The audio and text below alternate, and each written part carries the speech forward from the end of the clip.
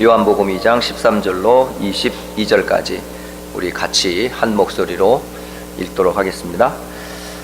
유대인의 유월절이 가까운지라 예수께서 예루살렘으로 올라가셨더니 성전 안에서 소와 양과 비둘기 파는 사람들과 돈 바꾸는 사람들이 앉아 있는 것을 보시고 노끈으로 채찍을 만드사 양이나 소를 다 성전에서 내쫓으시고 돈 바꾸는 사람들의 돈을 쏟으시며 상을 엎으시고 비둘기 파는 사람들에게 이르시되 이것을 여기서 가져가라. 내 아버지의 집으로 장사하는 집을 만들지 말라 하시니 제자들이 성경 말씀에 주의 전을 사모하는 열심히 나를 삼키리라 한 것을 기억하더라. 이에 유대인들이 대답하여 예수께 말하기를 네가 이런 일을 행하니 무슨 표적을 우리에게 보이겠느냐. 예수께서 대답하여 이르시되 너희가 이 성전을 헐라. 내가 사흘 동안에 일으키리라.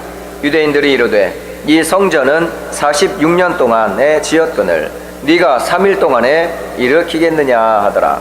그러나 예수는 성전된 자기 육체를 가리켜 말씀하신 거니라. 죽은 자 가운데서 살아나신 후에야 제자들이 이 말씀하신 것을 기억하고 성경과 예수께서 하신 말씀을 믿었더라. 아멘. 요한복음을 통해서 여러분이 꼭 붙잡아야 될 말씀들, 10월 한 달에 주셨던 첫째 메시지가 뭐냐면 그리스도는 도대체 누구이신가. 예수님이 그리스도라는 우리 신앙 고백을 합니다. 그분은 말씀으로 이 땅에 오셨고 또 그분은 창조주 하나님으로 이 땅에 오셨습니다. 그 하나님이 우리에게는 생명이 되시고 우리에게는 빛이 되십니다. 그 그리스도 예수의 하나님을 영접하는 자, 곧 그 이름을 믿는 자들에게는 하나님의 자녀가 되는 권세를 주셨습니다. 그리스도 안에 있는 자에게 은혜와 진리가 충만함을 우리는 지난 첫째 주의 메시지를 통해서 그리스도는 우리의 생명과 우리의 능력과 생명의 근원이신 하나님이시다. 이 분명한 신앙 고백을 우리가 하게 됐고요. 두 번째 꼭 고백해야 될 게 뭐냐면 이 그리스도가 어디에 방문하셨습니까? 가정에 방문하셨어요. 그게 바로 가나의 혼인 잔치집에 예수님이 참석을 하셨습니다. 그 예수님이 참석하신 그곳에 예수님은 손님으로 처음엔 가셨지만 사실 손님이 아니에요. 또 귀빈도 아니고요. 결국은 예수님은 누구라는 것을 우리에게 보여줘요. 바로 개인과 가정의 인생의 주인이 누구임을 분명히 보여주셨어요. 오늘 세 번째 메시지가 바로 뭐냐면요, 성전에 예수님이 방문하십니다. 성전. 처음에는 개인을 향한 메시지라면 두 번째 주는 가정을 향한 메시지라고 그러면 오늘 우리 교회 그 성전을 향하여서 주시는 메시지라 저는 그렇게 보여지더라고요.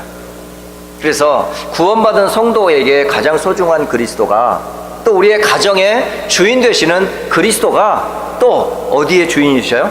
바로 교회 성전의 주인공이 되시는 그리스도의 하나님을 오늘 잠시나마 말씀을 드리려고 합니다.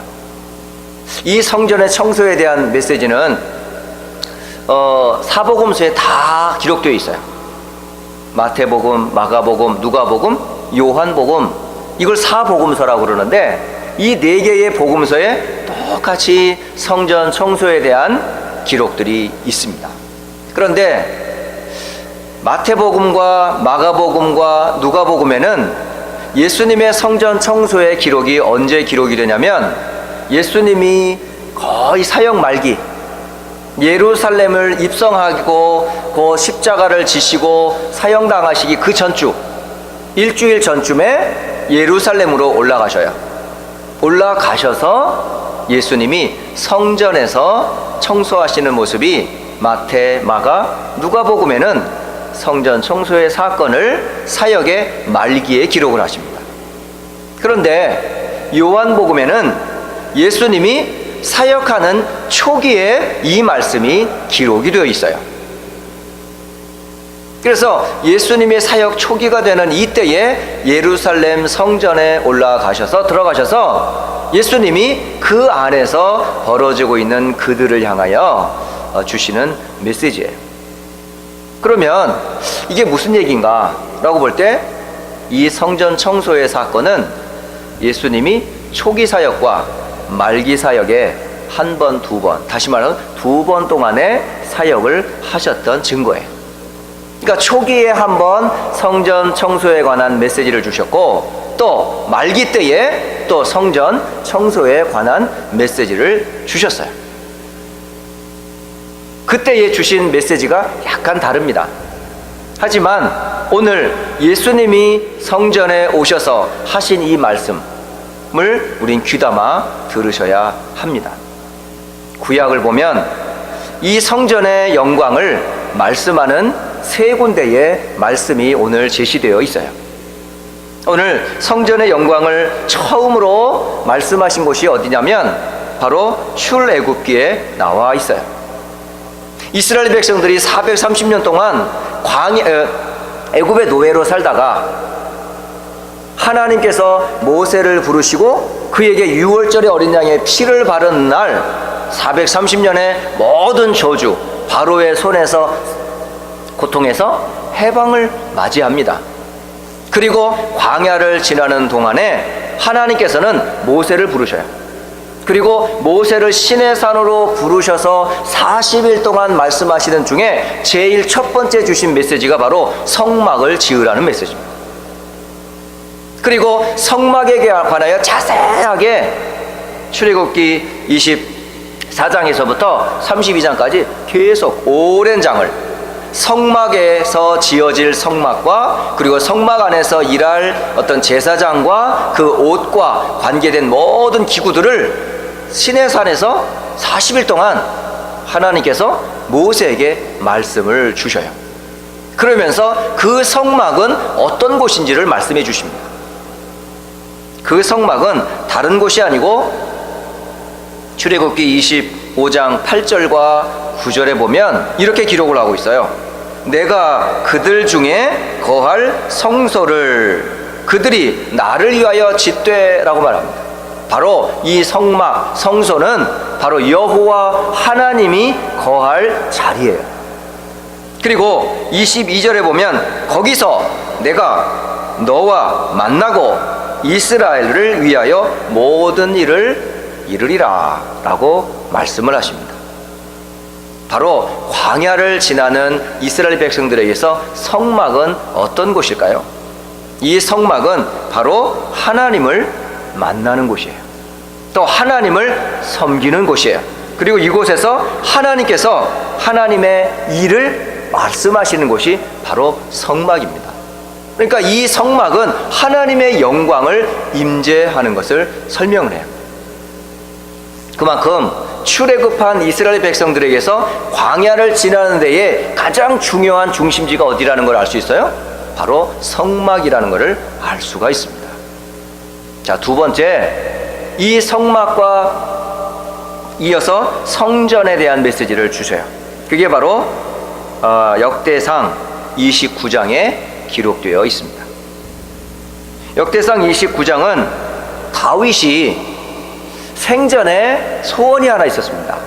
그 성전이 바로 뭐냐면 언약궤를 모실 하나님의 성전을 짓는 것이 다윗의 평생의 꿈이었었어요. 그 일을 위하여 모든 것을 다 준비합니다. 그리고 이젠 사역 말기에 그 하나님께 이 성전을 짓기를 원했지만은 하나님께서는 다윗이 너무 많은 피를 흘렸기에 너에게서 성전을 짓게 하지 않겠다 하셔요. 그리고 너에게서 낳은 아들 솔로몬에게서 왕을 통해 나는 성전을 짓도록 허락하겠다. 그렇게 하나님께서는 성전의 사역을 다윗이 아닌 솔로몬에게 맡깁니다. 그럼에도 불구하고 역대상 29장에는 바로 다윗의 신앙 고백이 담겨져 있는 내용이에요. 그래서 여러분이 역대상 29장을 오늘 본문 10절부터 14절까지 보지 마시고 한번 1절로부터 마지막 절까지 한번 쭉 한번 읽어보세요. 그러면 그 9절까지, 1절부터 9절까지는 다윗 왕만 이 즐거운 마음으로 성전을 짓는 것에 대한 준비만 한 게 아니었더라고요. 거기에는 지도자들도 그 성전 짓는 것에 대한 마음을 기쁨으로 물질을, 헌금을 드렸던 모습을 볼 수가 있어요. 또 그뿐만이 아니라 백성들까지도. 그러니까 다시 말하면 왕으로부터 지도자들과 백성들이 하나가 되어서 성전을 짓고자 하는 그 준비와 그 물질과 마음을 드렸다는 모습을 볼 수가 있어요. 그래서 기쁜 마음으로 성전 짓는 것에 대한 마음을 드리고 준비를 했던 거예요.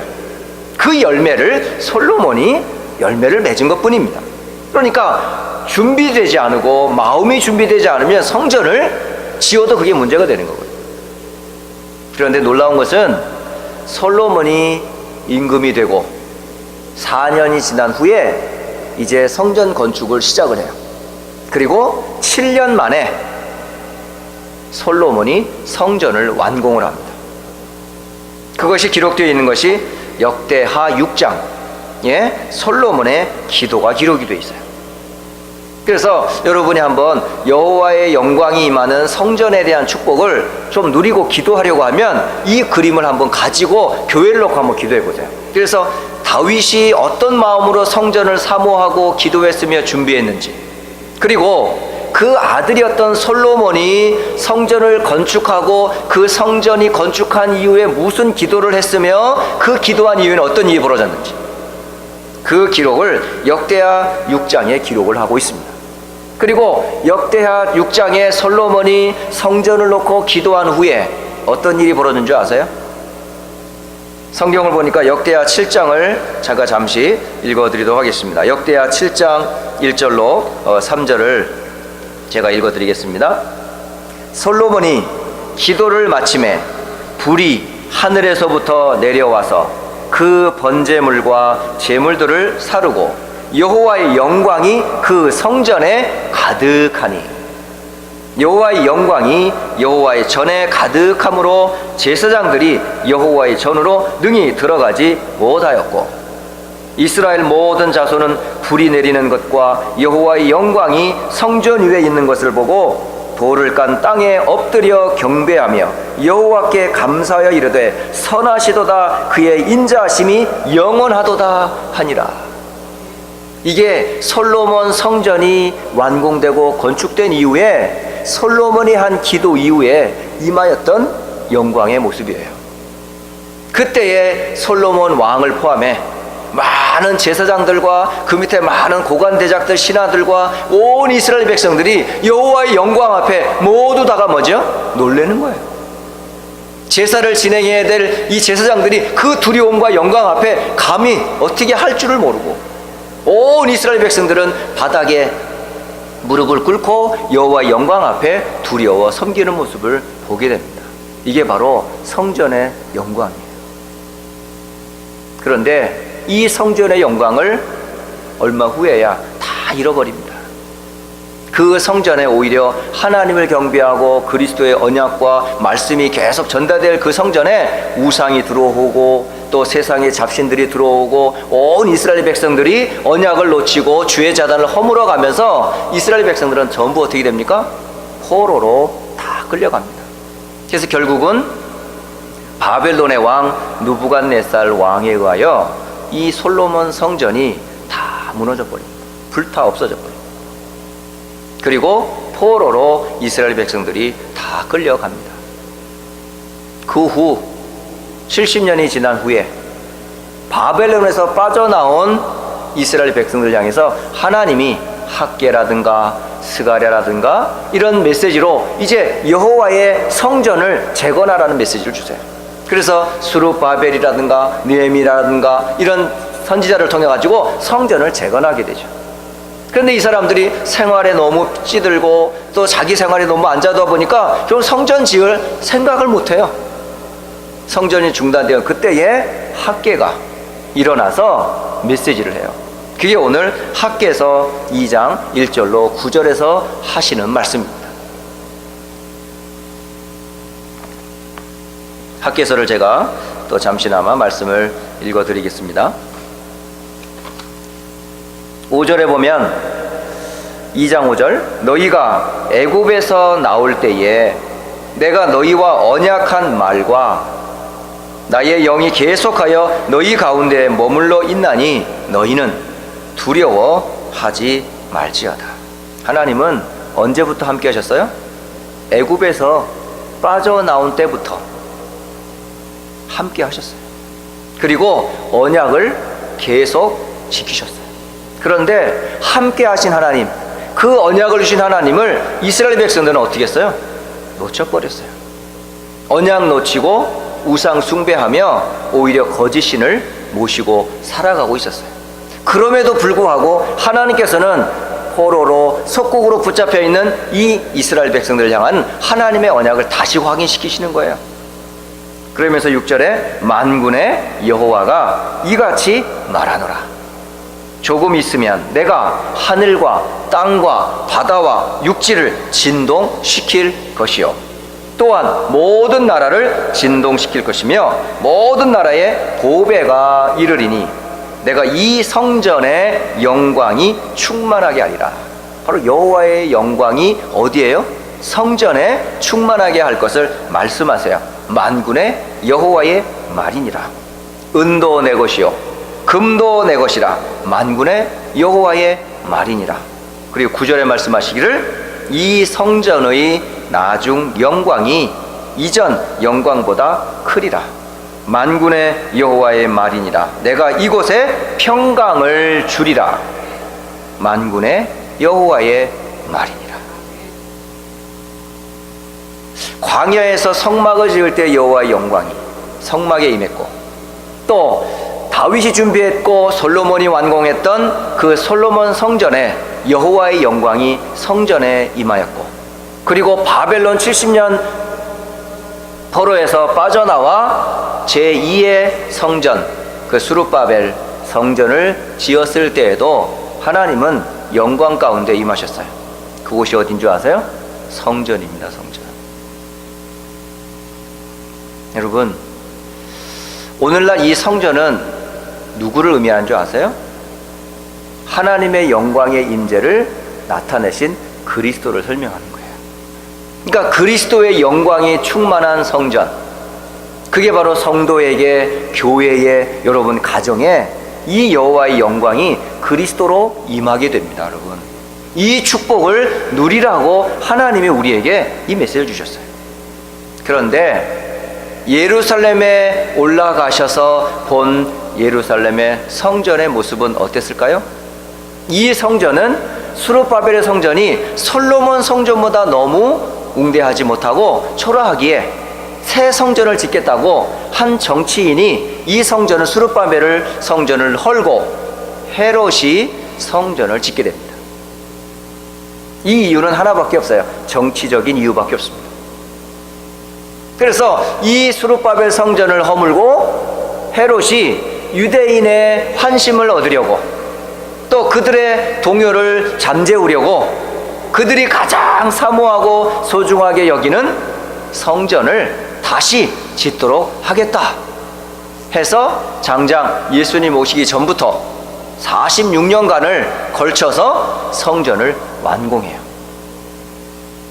그런데 그 헤롯이 지은 그 성전에서 지내고 있는 제사장들과 예배하는 그들의 모습은 어떤 모습인 줄 아십니까? 지금 여호와의 영광이 임하는 이 성전에서, 여호와의 영광이 임할 그 언약의 비밀을 가지고 예배할 그 성전에서 이들은 뭐 하고 있어요? 소와 양과 비둘기를 팔고 있었어요. 그리고 그곳에서 동전을 바꾸고 있었어요. 그 모습을 보시고 사역 초기에 예수님이 예루살렘 성전에 들어가셔서 노끈으로 채찍을 만들어 소를, 양을, 그리고 모든 장사하는 상을 뒤엎으면서 이 성전에서 내쫓으라고 말씀하셨어요. 그러면서 아버지의 집을 장사하는 집으로 만들지 마라 라고 말했어요. 그러니까 성경에 보니까 Father's house, 이것을 뭘로? 마켓으로 만들지 말래요. 시장터로 만들지 말라는 거예요. 그러니까 제사장들이 재물을 가지고 예배하러 오는 주의 백성들을 악용하는 거예요. 재물의 의미가 다해야 되는데 재물에서 나오는 이윤, 그 언약의 본질이신 복음을 놓치고 거기서 나오는 이익, 여들이 바로 여기에 유혹을 당해서 결국 거기서 나오는 이익을 챙기는 이러한 일을 그 재물을 통해 이용하는 거예요. 그래서 성전 안에서 그런 일을 하고 있었다니까요. 그러니까 얼마나 성전이 타락하고 본질이 망각이 되었는지 이 헤롯 성전에서 자행되고 있는 이 모습을 똑똑히 보여주고 있어요. 그래서 예수님께서 그 성전에 들어가셔서 노끈으로 소와 그리고 양과 매매하는 사람들을 다 내쫓으신 거예요. 정직하지 못한 이 이익을 얻고자 하는 제사장들의 그 탐욕을 예수님이 다 쫓으시죠. 그러면 그 모습을 보면서 사람들이 놀라는 거죠. 여호와의 성전을 사모하는 열심이 이렇게 분노로 나타나는 모습을 시편 69편 9절에서 인용된 모습을 보면서 제자들의 성경 말씀에 주의 전을 사모하는 열심이 나를 삼키리라, 바로 이 메시지가 성취되는 현장이 바로 예수님이 하신 모습이었어요. 오늘 예수님이 진짜 책망하신 이유는 뭘까요? 물론 본질에 대한 것도 분명히 있습니다만 그 매매하는 그 자리가 어딘 줄 아세요? 그 성전은 크게 여러 가지 뜰이 있어요. 제사장들이 제사를 드릴 수 있는 제사장들만 들어갈 수 있는 뜰이 있습니다. 그리고 제사장만 뜰이 있는 것이 아니고 거기에는 유대인 남자들만 들어갈 수 있는 공간이 있어요. 그게 봐요, 남자의 뜰이에요. 유대인 남자들만 들어가서 예배할 수 있는 그런 뜰이 있습니다. 그리고 유대인 여자들만 들어갈 수 있는 여자의 뜰이 있습니다. 그리고 또 하나 아이들의 뜰이 있어요. 또 한 곳이 있는데 이방인도 와서 기도하는 기도하는 뜰이 있었어요. 그런데 이 매매하는 이 장소가 어디였어요? 바로 이방인의 뜰이었고 바로 아이들의 뜰이었었어요. 본질인 복음을 놓친 것뿐만 아니라 하나님이 가장 관심 쓰는 모든 열방과 만민들이 구원의 복음을 들어야 하는 그 곳에서 이들은 복음을 전하기는커녕 이익을 챙기고 있었고, 그리고 전도와 선교에 관심 있기보다는 육신과 물질의 탐욕에 물들어 있는 이 제사장과 이 헤롯 성전을 예수님이 화를 내시면서 그렇게 행동을 하신 거예요. 오늘 이 말씀을 전하는 종이나 또 말씀을 받는 저와 여러분들이 꼭 기억해야 될 게 있어요. 오늘 저는 이 말씀을 결론으로 드리고 싶습니다. 결론은 뭐냐면, 지난 요한복음 메시지를 통해서 개인을 향한 메시지, 가정을 향한 메시지, 그리고 우리 교회를 향한 메시지가 뭘까요? 결국은 그리스도 예수로 충만하기를 저는 기도 제목으로 드립니다. 성도 하나하나가 무엇으로 충만해져야 될까요? 가정이 무엇으로 충만해야 되죠? 그리고 교회가 무엇으로 충만해야 되죠? 길은 하나밖에 없습니다. 오직 그리스도로 충만케 하옵소서. 바로 말하면 성막, 성전, 이 수르바벨 모든 성전은 바로 오실 메시아 곧 그리스도의 영광을 예표하는 모형입니다. 그 모형 대신 예수님이 오셔서 성전을 헐어버려라, 내가 사흘 만에 다시 일으켜 세우리라, 그 성전된 자기 육체를 설명하셨어요. 결국 성전은 곧 누구냐면 그리스도 예수의 하나님이세요. 그러니까 예수 그리스도의 하나님이 개인에게 충만히 임하고 그 그리스도 예수의 하나님이 가정에서, 성전에서, 교회에서 충만하기를 하나님이 원하세요. 그래서 모든 성도들, 모든 렘넌트들, 모든 주의 종들이 무엇으로 충만해지도록? 그리스도 예수로 충만케 되기를. 그게 우리가 가장 먼저 누려야 될 성전의 비밀이거든요. 그러면 두 번째는 뭐냐면, 이 성전의 영광을 통해서 나타난 그 말씀을 이제는 어떻게 해야 됩니까? 중요한 거는 성전의 영광 가운데 거하다 은혜를 받는 것까지는 좋은데 이것이 어디까지 전달이 안 돼요? 가정으로 또 현장으로 삶에서 전달이 안 되는 거예요. 오늘날 교회가 왜 이렇게 무기력해진 줄 아십니까? 하나님의 말씀은 전능하시고 그 말씀은 반드시 살았고 운동력이 있어서 영혼, 관절, 골주를 찔러 쪼개는 능력의 말씀임에도 불구하고 그 말씀을 듣기만 하기 때문에 그래요. 듣고 끝나기 때문에 그래요. 그 말씀을 뭐 해야 돼요? 포럼해야 돼요. 나눠야 돼요. 그리고 전달해야 돼요. 응답받아야 돼요. 그 말씀의 성취를 맛보아야 돼요. 오늘날 교회가 듣는 데는 익숙합니다. 그런데 뭐가 안 나와요? 들은 말씀이 개인화가 되질 않아요. 우리가 밥을 먹었으면 뭐가 돼요? 소화를 해야 되잖아요. 밥을 막 고기를 먹습니다. 맛있는 막 반찬도 먹습니다. 막 몸에 좋다는 건강 음식 다 먹습니다. 그럼 가만히 있습니까? 음식이 뭐 하죠? 위에 들어가서 위에과 함께 뭐가 돼요? 소화가 돼요.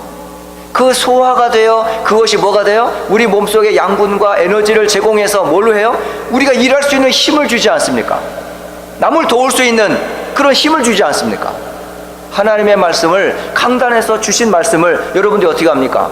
그러한가 묵상하고 그리고 기도하고 그 깊이의 말씀을 계속 포럼할 수 있는 그런 장이 성도들에게는 없었어요. 여러분, 주의 날에 주신 이 말씀이 한 설교자의, 한 목회자의 메시지라고 들으면 그렇게 좋습니다. 하지만 이것이 그의 입을 통해 하나님이 우리에게 주시는 하나님의 말씀이라면 이 말씀 우리는 어떻게 해야 하죠? 이 말씀을 나의 것으로 삼는 하나님과 나만의 뭐가 있어야 될까요? 포럼의 시간, 이걸 기도라고 그래요. 하나님과 나만의 말씀 가지고 기도하는 묵상의 시간, 이걸 나만의 기도라고 그러는 거거든요. 그러니까 이 기도의 시간이 반드시 있어야 하거든요. 그래서 매주 주시는 강단의 말씀을 이제 끝나고 나면 돌아가셔서 개인 기도 시간에 항상 뭐 해야 돼요? 여호와의 영광이 임했던 성전과 그 언약의 비밀인 말씀을 가지고 묵상하고 나의 것으로 삼는, 이게 꼭 필요해요. 말씀 포럼이라고 그래, 이걸 보고. 그럼 단순히 하나님과 나만의 개인 기도만 하면 됩니까? 이게 이제는 이것을 어떻게 해요? 전달하는 그런 시간이 꼭 필요해요. 그런 예들이 성경에 많이 있습니다. 여러분, 유월절 어린 양의 피를 모세가 어떻게 했는 줄 아십니까? 하나님으로부터 내가 너희들의 고통을 알고 어린 양의 피의 제사를 통해 너희들을 구원해 내겠다라고 말씀하시고 그 받은 말씀을 가지고 모세는 뭐 했어요? 장로들을 불렀어요. 장로들을 불러 하나님께서 어린 양의 피의 언약을 우리에게 주시고 우리를 출애굽할 것을 말씀하셨다. 이 말씀을 장로들에게 전달했어요. 그러면 장로들은 그 언약의 말씀을 가지고 어디로 갔을까요? 백성들에게 간 거예요. 그럼 백성들에게 뭘 전했어요? 하나님이 모세에게 주신 언약의 피를, 장로들이 언약의 피를 붙잡고 그걸 어디에? 각 가정들마다 백성들에게 뭐 했다고요? 전달했다니까요. 그러면 장로님들이 해야 될 일이 뭘까요? 우리 교사들이 해야 될 일이 뭘까요? 우리 앞에 선 재직자들과 성도들이 해야 할 일이 뭘까요? 주신 말씀을 나누는 시간이 꼭 필요해요. 전달하는 시간이 꼭 필요하다니까요. 그게 가깝게는 다락방에서, 그걸 구역에서, 그걸 가정에서, 신방을 통해서 문제와 상처 만난 사람들에게 전달하라는 거예요. 개인적으로 하나님과 나만의 기도만 하는 게 아니라 이제 뭐 해라? 이 말씀을 쉐어하고 포럼하고 전달하라는 거예요. 그럼 뭐가 와요? 온 이스라엘 백성들이 양의 피를 다 바릅니다. 그때에 출애굽의 역사가 일어났어요. 그러니까 온 성도가 그리스도의 말씀으로 충만해질 때 어떤 일이 벌어진다고요? 출애굽의 역사가 일어난다니까요. 이런 역사가 말씀을 통해 일어나는 거예요. 그뿐만이 아닙니다, 여러분. 요단을 건널 때 어떻게 했죠? 요단을 건널 때 여호수아가 요단을 건너기 전에 누구를 불러요? 제사장들과 무장한 자들을 부르고 여호수아를, 유사들, 관리들을 불러요. 그리고 하나님께서 이 언약궤를 메고 제사장의 발이 그 물결에 닿고 잠기는 순간 갈라질 거다 하고 관리자들과 제사장들에게 메시지를 전합니다. 그러면 이걸 가지고 뭐 했어요? 온 이스라엘 백성들에게 이 말씀을 전달했어요. 그리고 그 뒤를 온 이스라엘 백성들이 따라서 요단의 강을 밟는 순간 어떤 일이 벌어졌습니까? 홍해가 갈라졌던 것과 같이 요단강이 갈라져 버렸어요. 무슨 역사죠? 말씀의 역사예요.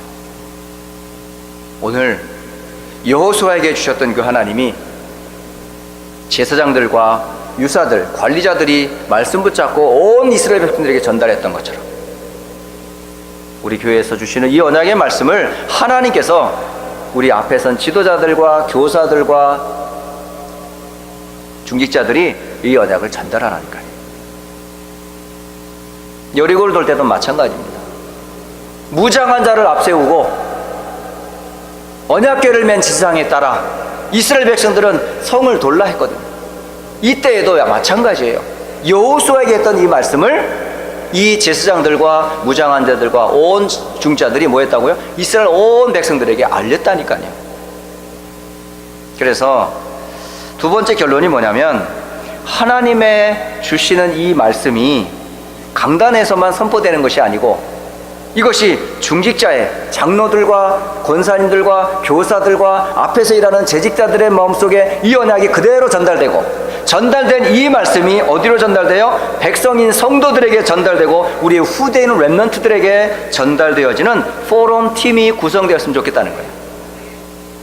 여러분, 이제 우리 회복되어져야 돼요. 단순히 듣고 끝나는 예배가 아니고 듣고 집을 가는 그런 예배가 아니라 교회 안에서 선포된 이 말씀을 3, 3, 5 짝을 지어 포럼하는 게 필요하다는 거죠. 렘넌트들은 렘넌트들끼리 교사들을 중심으로 해서 포럼팀을 나눠서 오늘 주신 말씀을 통해서 어떤 말씀을 붙잡고 어떤 기도 제목을 붙잡아야 되는지 포럼하고, 우리 구역과 우리 성도들은 구역에서 새 가족을 포함해서 모든 성도들은 3, 3, 5 짝을 지어가지고 뭐예요? 주신 말씀을 가지고 오늘 받은 말씀 가지고 어떻게 나는 은혜를 받았고 어떤 기도 제목을 정했는지를 포럼해야 될 거 아니에요. 거의 그러질 않아요. 바로 여기서 예배 드리고 바로 식당에 가면 말씀의 은혜는 요때뿐이에요. 요 안에서만 있어. 나가면 말씀과 전혀 상관없는 포럼을 합니다. 그게 습관화되어 있어요. 오히려 말씀 좀 끄집어내가지고 포럼을 하면 밥맛이 없는 것처럼 이상한 분위기가 돼버리는 거 있죠. 여러분, 이 말씀이 그대로 흥분이 가라앉기도 전에 밥을 먹으면서 이 흥분함을 나누면서 밥을 먹어야 더 맛있는 거 아닌가요 원래? 근데 여기서는 은혜가 풍성한 것 같은데 들어가거나 돌아가 버리면 난데간데 없어요? 이게 정상입니까 성도 여러분? 아니지 않습니까? 해서 정말 우리 교회 안에 렘넌트로부터 모든 성도들이 뭐 하도록 말씀과 그 말씀을 포럼할 수 있는 팀들이 필요하지 않겠냐. 그리고 마지막 세 번째, 이 말씀이 교회 안에서만 풍성해지는 것이 아니고 이제는 이것이 어디로 전달되어야 돼요? 현장으로 확산되어야 되지 않냐는 거죠. 다시 말하면 이 말씀이 현장화되는 말씀 운동이 일어나야 되지 않냐 이 말이에요. 이것이 가정에서, 지역에서, 각 현장에서 일어나야 되거든요. 그걸 우리는 뭐라 그러냐면 말씀 운동하는 그 자리를 다락방이라고 그래요. 만남 속에서 이 말씀을 전달하는 걸 보고 팀사위라고 그래요. 가정에서 성도와 삶을 나누면서 말씀을 가지고 포럼하는 걸 미션홈이라고 그래요. 그리고 직장과 사역에서 어디서요? 이걸 전문교회라고 그래요. 그리고 각 지역에서 이 말씀을 사도의 가르침을 받아 서로 교제하며 떡을 떼며 기도하기를 전혀 힘썼더라. 이 지교회라고 그래요. 여러분, 적어도 세 군데에서 하나님의 영광이 체험되어져야 돼요. 어딜까요? 첫째는 하나님과 나와의 관계 속에서, 둘째는 뭐죠? 하나님과 우리 교회 속의 관계 속에서, 성도와 렘넌트 관계 속에서, 세 번째는 뭐죠? 우리의 모든 삶의 현장에서 하나님의 말씀이 뭐가 되도록 영광이 임하는 포럼이 전 지역에서 일어나도록. 그때에 어떤 일이 벌어집니까? 애굽의 역사가 일어납니다. 바벨론의 역사가 일어납니다. 로마의 역사가 일어난다는 말입니다. 2017년 한 해를 정리하면서 2018년도, 아니 그 전에 빨리 시급하게 회복이 됐으면 좋겠어요. 그래서 세 가지 포럼이 회복되도록 여러분 기도하시면서, 그럼 어떻게 하면 좋을까? 이걸 어떻게 효과적으로 어떻게 팀을 나누고 어떻게 할 것은 기도하면서 여러분이 주 강단에 선포된 말씀이니까 여러분 힌트를 얻어서 말씀대로 여러분 인도 받기를 바랍니다. 그래서 요한복음에 기록한 목적이 뭐라고요? 요한복음 20장 31절 예수께서 하나님의 아들 그리스도이심을 믿게 하려 하며 또 너희로 그 이름을 힘입어 생명을 얻게 하려 함이라. 이 말씀이 개인에게서, 이 말씀이 교회 안에서, 이 말씀이 어디에서? 현장에서 고백되어질 때에 영원한 생명, 하나님의 영광인 성령의 영광, 이 성전의 영광을 여러분 회복할 줄을 저는 확신합니다. 이 언약 말씀 붙잡고 한 주간도 여호와의 영광으로 충만하시기를 그리스도 예수 이름으로 축복합니다. 잠시 이제는 우리 주 예수 그리스도의 은혜와 하나님 아버지의 이처럼 사랑하심과 성령의 내주인도 충만케 하심이 성전의 영광을 회복할 모든 주의 백성들 머리 위에와 렘넌트 머리 위에와 휴스턴 안디옥 교회 위에 이제로부터 영원까지 함께 계실지어다. 아멘.